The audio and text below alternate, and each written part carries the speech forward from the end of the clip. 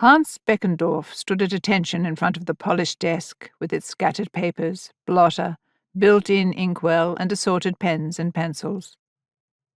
He was avoiding looking at the picture of the Führer in its silver frame, turned sideways so that both the man behind the desk and anyone standing where Hans was could see the face. Hans had only had the privilege of working for General Johann Paulus for 3 or 4 months, but he knew better than to relax until he was given specific permission.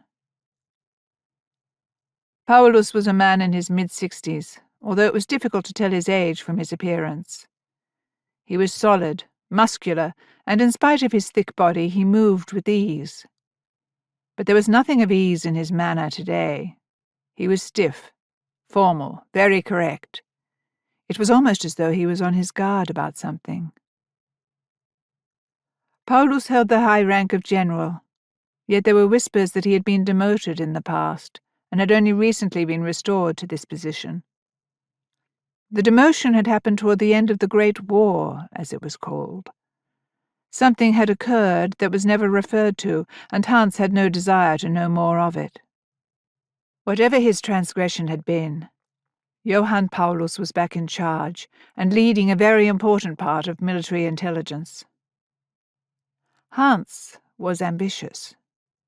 He was an only child, and his parents had great hopes for him. They had sacrificed much to give him the very best education, and he had justified their trust by getting top marks. He had graduated in law, but chose the army, and then joined the Gestapo as an officer, which required a higher ambition than the law, especially in the present climate. The Gestapo was an elite police force, highly disciplined, many of them university graduates, not a group of rabble-rousers like the brown shirts. Hans knew that Paulus had gained the Führer's respect and, what was even more important, his trust.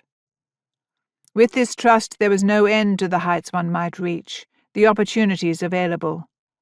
Skill, patience, and above all loyalty were required by the Führer, and Paulus fulfilled them all. And one by one, Paulus was choosing the men who would form the Führer's inner circle, the men he could trust.